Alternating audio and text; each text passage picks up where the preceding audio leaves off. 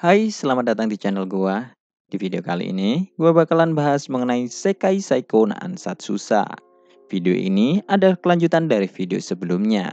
Jadi, buat kalian yang belum nonton video gue sebelumnya, kalian bisa nonton dulu di awal. Jadi, kalian bisa lebih paham tentang alur cerita ini. Dan juga, video ini bakalan menjadi spoiler buat kalian yang belum nonton anime atau baca manganya. So, peringatan spoiler berat buat kalian. Dan untuk kalian yang baru saja menemukan channel ini, silakan subscribe dulu channel ini supaya terus update dan juga berkembang. Oke, tidak usah lama-lama lagi, kita mulai saja untuk videonya. 3, 2, 1.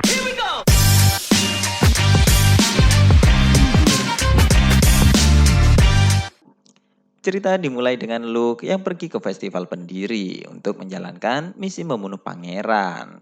Saat mengawasi pangeran kedua secara langsung, Luke akhirnya paham dengan maksud Putri Farina dan Luke Romanlung yang mengatakan bahwa pangeran kedua telah rusak. Pangeran kedua saat ini sudah tidak memiliki ketertarikan dengan kepentingan kerajaan lagi. Dan dia sekarang telah benar-benar menjadi boneka Mina. Dalam menjalankan misi ini, Luke tidak membawa Tart dan Claudia, tetapi dia membawa Nevan. Dan selama di festival ini, Luke menggunakan identitas barunya sebagai Frank Halsman. Identitas ini bukan dari ayah Luke, melainkan Luke mendapatkannya sendiri. Frank Halsman adalah seorang pedagang yang terbunuh ketika serangan iblis sebelumnya. Dan dengan memanfaatkan itu, Luke kemudian menciptakan identitas barunya sebagai seorang pedagang yang hidup sendiri. Luke mendirikan kios makanan yang menjual krep selama di festival. Dan Evan yang telah menggunakan samaran juga berada di sana untuk membantu Luke. Luke tidak memodifikasi resep dari crepes-nya. Namun, meskipun begitu, kiosnya sudah dipenuhi dengan antrian yang cukup panjang semenjak kios itu dibuka. Melihat keramaian di kios Luke, Nevan kemudian bertanya, bukankah kerumunan antrian akan menghambat Luke dalam menjalankan misinya?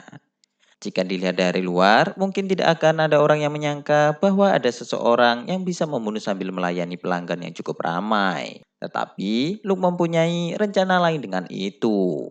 Dan selama berjualan, Luke dan Evan hanya menggunakan kode untuk berbicara. Yang mana kode itu sangatlah sulit untuk dipelajari. Namun, entah bagaimana, Evan mampu menguasainya dengan mudah. Dan lalu, alasan mengapa Luke tidak membawa Tart dan Claudia karena misi ini mengharuskan untuk melakukan penyamaran. Tart dan Claudia tidak begitu berbakat dalam menyamar. Karena melakukan penyamaran berarti harus meniru setiap aspek dari orang itu, termasuk kepribadian, cara bernafas, hingga dengan gesturnya. Meskipun sangat sulit, Nevan bisa melakukan semua itu. Mungkin karena Nevan sudah terbiasa menyamar sebagai Putri Farina, atau mungkin karena dia adalah orang yang luar biasa. Nevan cukup menantikan dengan bagaimana cara Luke akan membunuh pangeran kedua, karena Luke tidak memberitahukan rencananya kepadanya. Dan Luke hanya mengatakan bahwa dia akan membunuh pangeran kedua seolah-olah itu karena penyakit. Di dalam festival, keluarga kerajaan akan melakukan pawai menggunakan kereta kuda. Dan para pengawal akan mencegah warga sipil untuk mendekati kereta itu. Namun, meskipun begitu, ada suatu tempat yang memiliki jalan sempit dan kereta kuda akan terpaksa berdekatan dengan warga sipil. Dan dengan bantuan dari keluarga Romanlung, Luke berhasil mendirikan kios di tempat itu. Setelah pawai dimulai, pelanggan Luke mulai berkurang. Hal itu karena jalanan di depannya telah dibersihkan oleh prajurit untuk dilewati keluarga kerajaan. Dan kemudian satu persatu anggota kerajaan akhirnya mulai lewat. Dan yang pertama adalah pangeran pertama yang dikenal sebagai Dewa Kesatria. Pangeran pertama memiliki kemampuan yang cukup hebat dalam membuat strategi dan taktik bertarung. Namun dia tidak terlalu bagus dalam urusan politik. Dan kemudian untuk urutan kedua yang lewat adalah Putri Farina. Putri Farina memiliki wajah yang cantik dan juga senyum yang menawan. Dulu Putri Farina pernah mengadakan konser bernyanyi untuk kegiatan amal. Dan dengan suara merdunya, popularitas Putri Farina menjadi sangat meningkat. Dan bahkan dia dianggap sebagai idola oleh banyak warga sipil.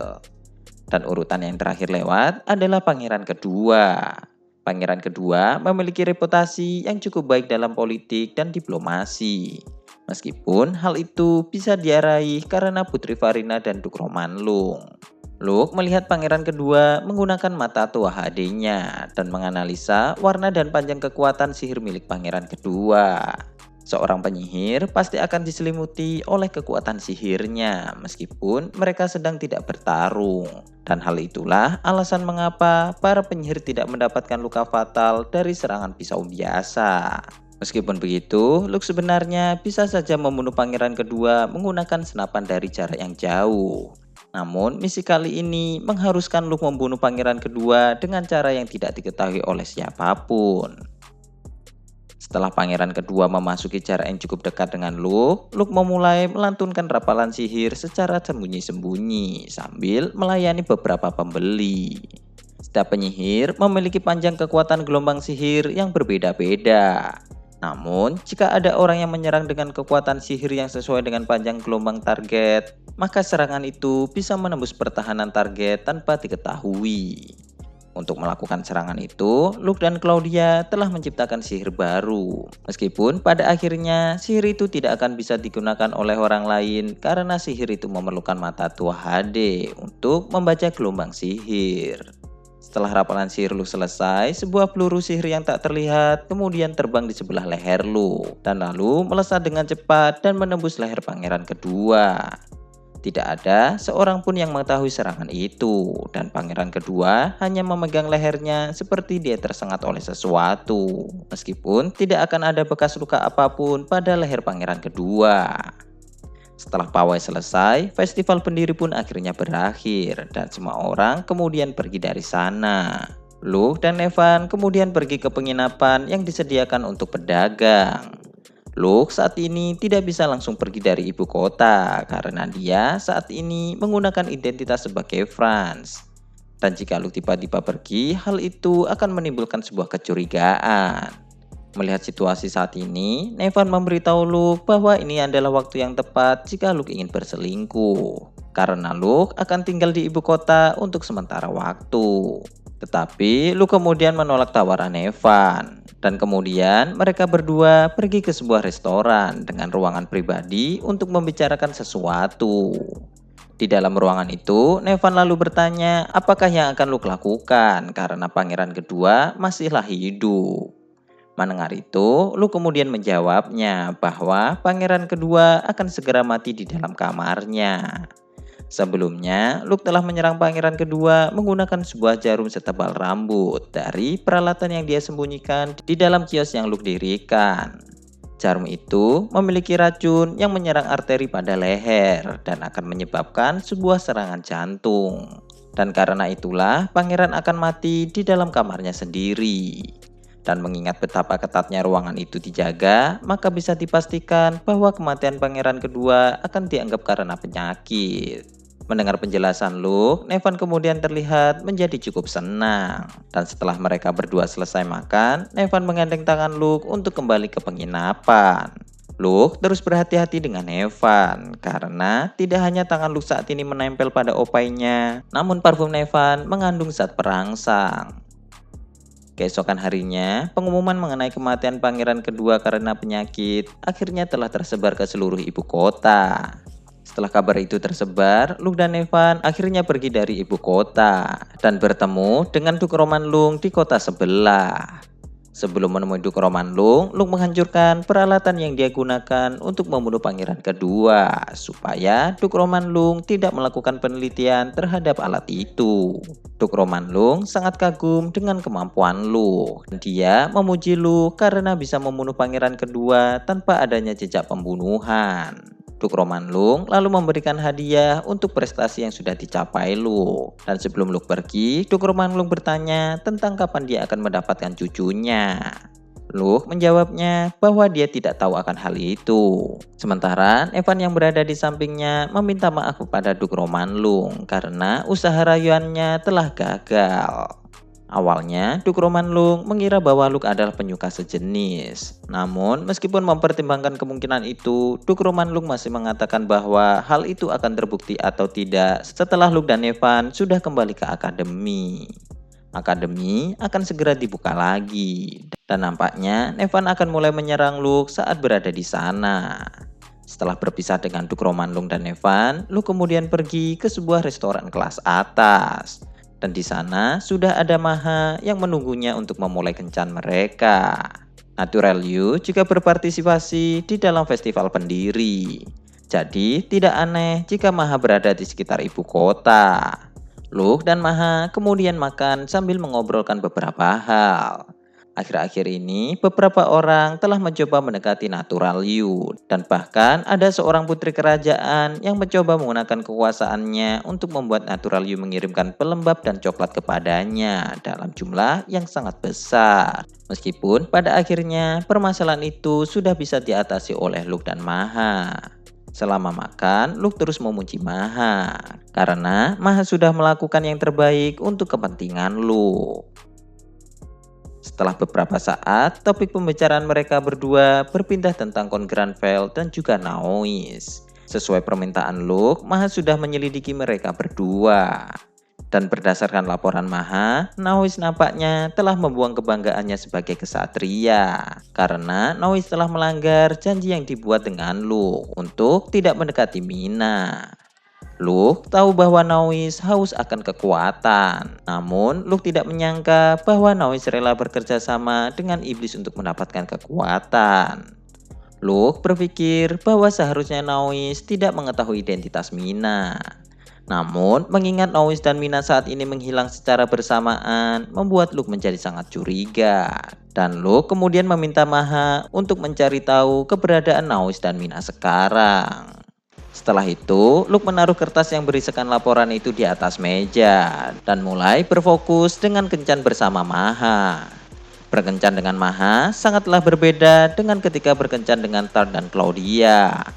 Tart dan Claudia cenderung selalu mengikuti kemauan Luke. Berbeda dengan Maha yang selalu memiliki rencananya sendiri. Luke dan Maha terus menghabiskan waktu mereka berdua saja. Hingga akhirnya waktu di mana mereka harus berpisah akhirnya tiba. Maha harus menghadiri pesta yang diselenggarakan oleh para bangsawan sebagai perwakilan Natural You. Mengingat itu, Luke kemudian menawarkan posisi pemilik Natural You kepada Maha. Luke akhir-akhir ini sangat jarang menggunakan identitasnya sebagai Ilik Balor. Dan dengan menyerahkan posisinya kepada Maha, maka hal itu akan mempermudah Maha dalam melakukan suatu negosiasi. Meskipun begitu, Maha menolak tawaran Luke dengan alasan Maha hanya ingin bekerja di bawah naungan Luke. Dan juga Maha ingin terus melayani Luke. Maha adalah anak yatim piatu yang Luke bawa ketika masih kecil. Dan Maha dulunya adalah anak dari seorang pedagang. Orang tua Maha telah dibunuh oleh orang kepercayaan ayahnya sendiri untuk mengambil alih perusahaan ayahnya. Setelah mengetahui kebusukan orang yang membunuh ayahnya, Maha kemudian melarikan diri ke Milteu dan bertekad untuk mengambil lagi perusahaan milik ayahnya yang telah direbut dan juga menyelamatkan teman-temannya yang masih terjebak di dalam panti asuhan. Dan lalu setelah sekian lama, Maha akhirnya bisa mengambil alih perusahaan milik ayahnya yang dulu. Dan sekarang Maha juga berhasil menolong teman-temannya. Setelah mengatakan itu, Maha kemudian berterima kasih kepada Luke karena dia sudah menolongnya. Dan Maha juga mengatakan bahwa dia akan selalu berada di samping Luke. Melihat tekad dan senyum Maha telah membuat jantung Luke menjadi berdebar. Dan nampaknya Luke saat ini sudah mulai melihat Maha sebagai seorang gadis cantik daripada anak yang dia rawat. Setelah mengatakan itu, Maha akhirnya pergi. Namun sebelum Maha keluar dari ruangan, Luke memberikan ciuman sebagai hadiah kerja kerasnya. Tidak seperti biasanya, Luke kali ini tidak mencium pipi atau kening Maha, tetapi Luke langsung menyium bibirnya. Setelah Maha pergi, Luke masih berada di ruangan restoran itu. Dan tak berselang lama, Mina akhirnya muncul. Setelah itu, Luke kemudian bertanya mengapa Mina bisa berada di sini. Yang mana hanya dijawab bahwa Mina hanya ingin menikmati festival. Dan Mina cukup kesal karena Luke telah membunuh bonekanya. Mendengar itu, Luke lalu bertanya apa buktinya jika Luke melakukan itu. Mina tidak mempunyai bukti, namun dia yakin bahwa Luke lah yang telah membunuh pangeran kedua. Mina terus mengatakan bahwa dia tidak terima dengan perbuatan Luke. Menanggapi itu, Luke kemudian mengancam apakah perkataan Mina barusan adalah sebuah deklarasi perang. Luke dan Mina saling menatap dengan ekspresi yang serius. Tetapi beberapa saat kemudian Mina mengatakan bahwa dia hanya bercanda. Dan terlebih saat ini Mina telah memiliki mainan baru. Mendengar itu, Luke langsung bertanya apa yang telah Mina lakukan kepada Naois. Mina hanya menjawab bahwa Luke akan segera tahu sendiri. Dan lalu Mina kemudian mengalihkan topik pembicaraan dengan berita serangan iblis selanjutnya yang akan segera datang. Dan iblis itu jauh lebih kuat daripada iblis sebelumnya. Dan Mina mengatakan bahwa Luke dan para gadisnya tidak akan bisa mengalahkannya sendiri. Setelah mengatakan itu, Mina kemudian meletakkan informasi mengenai iblis yang akan muncul di atas meja. Dan dia akhirnya pun pergi. Berdasarkan dari informasi Mina, iblis baru akan muncul di kota John Bull yang terletak di bagian utara kerajaan Alvan. Kota John Bull adalah kota perbatasan dan terletak 80 km dari wilayah Tua Hade. Jadi akan ada kemungkinan besar serangan iblis akan merambat ke wilayah Tua Hade.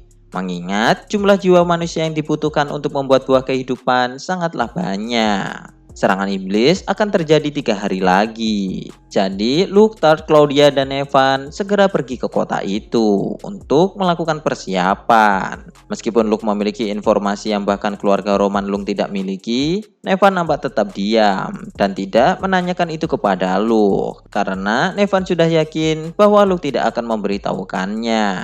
Dan lalu Tart yang dari tadi membaca informasi mengenai kekuatan iblis, akhirnya kepalanya mulai mengeluarkan asap dan dia mengatakan bahwa iblis ini terlalu kuat. Iblis yang akan mereka lawan adalah Beast King Ryogel. Dan berdasarkan karakteristiknya, iblis itu akan terlihat mirip dengan singa. Dan Luke juga mengatakan bahwa dia akan masih kesulitan untuk membunuh iblis itu meskipun sudah menggunakan seluruh konsentrasinya. Jadi, Tart dan yang lainnya harus membukakan celah supaya titik buta iblis itu terbuka. Iblis singa tidak bisa membuat pasukannya sendiri, tetapi iblis itu memiliki harem yang mengelilinginya. Claudia lalu bertanya apa yang dimaksud dengan harem itu. Menanggapinya, Nevan mengatakan bahwa hubungan Luke, Maha, dan dirinya sendiri bisa disebut sebagai harem. Mendengar itu, Tart mengatakan apakah dia bisa bergabung dengan harem Luke. Sementara Claudia menatap dingin ke arah Nevan. Dan dia juga mengatakan bahwa jika Nevan terlalu melekat pada Luke, maka dia dan Tart akan menendangnya. Setelah beberapa ketegangan di antara mereka berempat kemudian melanjutkan diskusi mengenai iblis yang akan mereka lawan. Berbeda dengan ketika melawan iblis orc, para betina yang mengikuti iblis singa memiliki kekuatan yang tidak jauh berbeda dari iblis singa itu sendiri. Bahkan para betina memiliki kecerdasan, kekuatan, dan tujuan mereka sendiri, yang mana bisa dikatakan bahwa kumpulan iblis itu adalah sebuah kelompok kuat yang bekerja sama untuk saling menutupi kelemahan masing-masing. Selain itu, jika para betina yang sudah mati disentuh lagi oleh iblis singa, maka mereka akan bisa dibangkitkan lagi. Mendengar itu, Tart dan Claudia menjadi cukup pusing karena para betina yang sekuat iblis singa saja sudah cukup merepotkan dan sekarang mereka memiliki kemampuan yang lebih merepotkan lagi. Tart dan Claudia kemudian bertanya tentang apa yang akan Luke lakukan untuk mengalahkan iblis ini. Luke kemudian menjawabnya bahwa rencana yang akan mereka gunakan adalah Luke akan menggunakan serangan meriam yang sudah dia modifikasi untuk melempar iblis singa itu sejauh mungkin dari betinanya. Dan selama iblis singa itu beregenerasi, maka mereka semua akan mencoba melenyapkan sebanyak mungkin dari para betina itu. Claudia kemudian bertanya lagi tentang apakah Luke tidak bisa langsung membunuh iblis itu menggunakan railgunnya. Yang mana hal itu dijawab Luke bahwa hal itu tidak mungkin. Karena jika Luke menggunakan railgunnya, maka Luke tidak akan bisa bergerak maju di depan. Yang mana jika hanya Claudia dan Tart saja yang berada di garis depan, maka hal itu akan sangatlah berbahaya. Luke masih tidak menghitung Nevan karena dia masih belum mengetahui seberapa efektif kekuatan Nevan. Setelah mendengarkan semua penjelasan sebelumnya, Nevan kemudian bertanya mengapa Luke tidak menggunakan serangan yang bisa meledakkan pasukan orc sebelumnya. Luke tahu apa yang dimaksud Nevan adalah Gungnir. Dan Luke kemudian mengatakan bahwa dia tidak bisa menggunakan serangan itu, mengingat mereka semua akan bertarung dalam jarak yang cukup dekat dengan kota John Bull. Yang mana jika Luke menggunakan Gungnir, maka ledakannya akan menghancurkan dinding kota dan merenggut banyak korban jiwa. Mendengar itu, Nevan mengatakan bahwa tidak akan menjadi masalah jika mereka mengorbankan warga kota John Bull, mengingat mereka akan bisa menyelamatkan lebih banyak orang lagi. Luke paham dengan apa yang dimaksud Nevan, dan Luke sebenarnya sudah memperhitungkan itu juga. Namun, Luke masih mencoba untuk mengurangi jumlah korban jiwa. Dan juga Luke mengatakan bahwa jika Luke sampai mati di sini, maka akan ada lebih banyak korban jiwa lagi. Mengetahui ternyata Luke sudah memperhitungkan semuanya, Nevan mengatakan bahwa dia jadi semakin mencintai Luke. Oke, sekian dulu untuk pembahasan di video kali ini, dan kelanjutannya akan bakalan kita bahas di video selanjutnya. Terima kasih buat kalian yang sudah berdonasi, dan semoga rezeki kalian terus bertambah. Dan jangan lupa tulis pendapat kalian di kolom komentar, dan juga share video ini untuk berbagi ke teman kalian. Terima kasih sudah mendengarkan, dan goodbye. Dan jangan lupa untuk subscribe.